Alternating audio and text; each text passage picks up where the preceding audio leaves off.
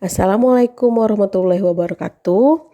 Perkenalkan, saya Nabila Ulmi, CGP Angkatan 9 Kota Sawah Lunto. Saya merupakan guru di SLB Negeri 2 Sawah Lunto, yang mana saya di sini akan membahas tentang tugas ruang kolaborasi modul 1.1 mengenai sosiokultural daerah dan pemikiran Ki Hajar Dewantara. Dalam tugas ruang kolaborasi modul 1.1 ini, kami dibagi kolaborasi modul 1.1 itu adalah sebagai berikut. 1. Apa kekuatan konteks sosiokultural di daerah Anda yang sejalan dengan pemikiran Ki Hajar Dewantara. 2. Bagaimana pemikiran Ki Hajar Dewantara dapat dikontekstualkan sesuai dengan nilai-nilai luhur kearifan budaya daerah asal yang relevan menjadi penguatan karakter murid sebagai individu sekaligus sebagai anggota masyarakat pada konteks lokal sosial budaya di daerah Anda. Yang ketiga, sepakati satu kekuatan pemikiran Ki Hajar Dewantara yang dapat diterapkan untuk menebalkan laku murid di kelas atau sekolah Anda sesuai dengan konteks lokal sosio budaya di daerah Anda yang dapat diterapkan. Sebelum kita masuk kepada sosiokultural yang ada di Kota Sawah Lunto, Sumatera Barat, sebelumnya saya akan menjelaskan terlebih dahulu apa sih itu sosiokultural. Sosiokultural didefinisikan sebagai gagasan-gagasan, kebiasaan, keterampilan, seni, dan alat yang memberi ciri pada sekelompok orang tertentu pada waktu tertentu.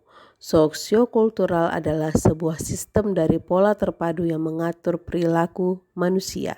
Jadi sosiokultural ini seperti suatu budaya-budaya atau kebiasaan-kebiasaan yang sudah lama berada di masyarakat itu sendiri. Lalu apa saja sih pemikiran Ki Hajar Dewantara itu? Yang dapat saya tangkap dari mempelajari modul tentang pemikiran Ki Hajar Dewantara, yang pertama adalah pendidikan sebagai tempat persemaian benih-benih kebudayaan dalam masyarakat. Yang kedua, dasar-dasar pendidikan yang menuntun.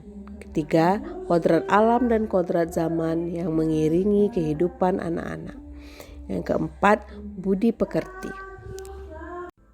Berikut ini adalah contoh sosiokultural Kota Sawah Lunto, Sumatera Barat yang sejalan dengan pemikiran Ki Hajar Dewantara. Di antaranya yaitu ada falsafah adat, ada adat besyandi syarat besyandi Kitabullah, ada katonan ampe, sumbang dua baleh, dan alam takambang jadi guru. Kalau keseniannya berupa randai, saluang, kuda kepang.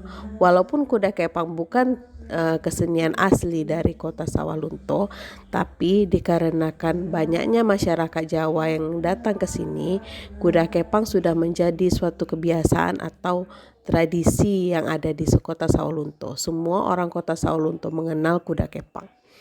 Yang ketiga itu ada tradisi. Tradisi yang ada di Kota Sawah Lunto diantaranya makan bajamba, menjalang mintuwo, serta baralek surau. Makan bajamba biasanya kami adakan ketika ada hari-hari besar atau seperti ulang tahun Kota Sawah Lunto pada tanggal 1 Desember.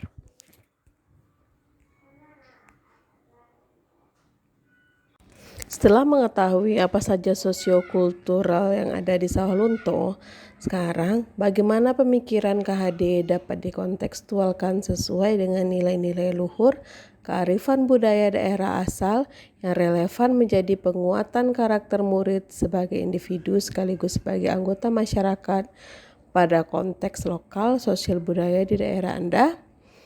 Saya menjawab seperti ini.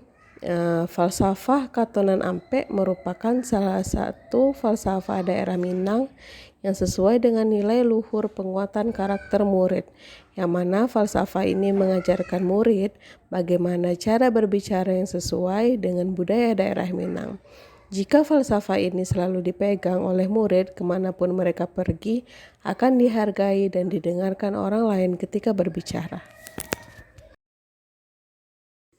Di sini kami akan mengambil salah satu falsafah adat untuk lebih dijelaskan dan hubungannya dengan pemikiran Ki Hajar Dewantara, yaitu katonan ampe.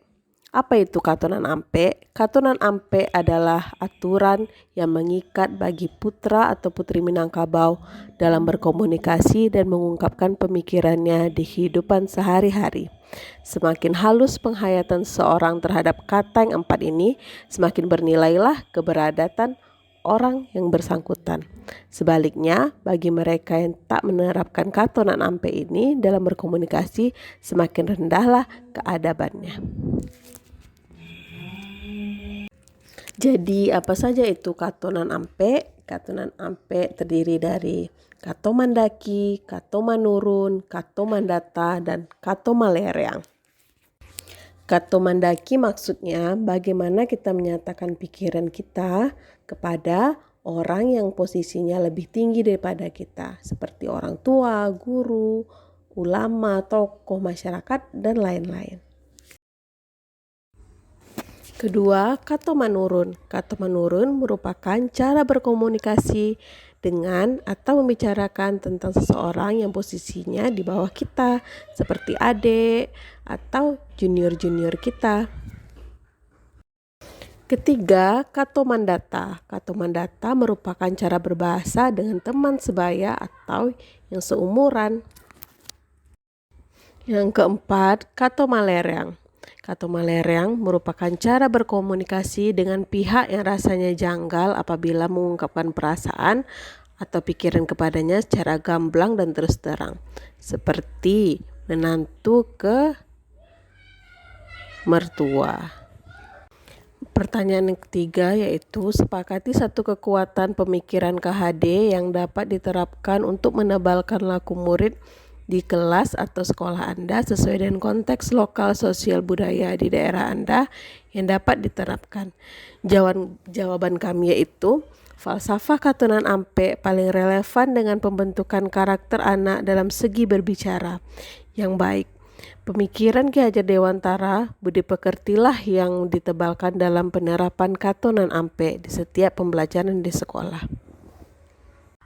Terima kasih, sampai berjumpa lagi.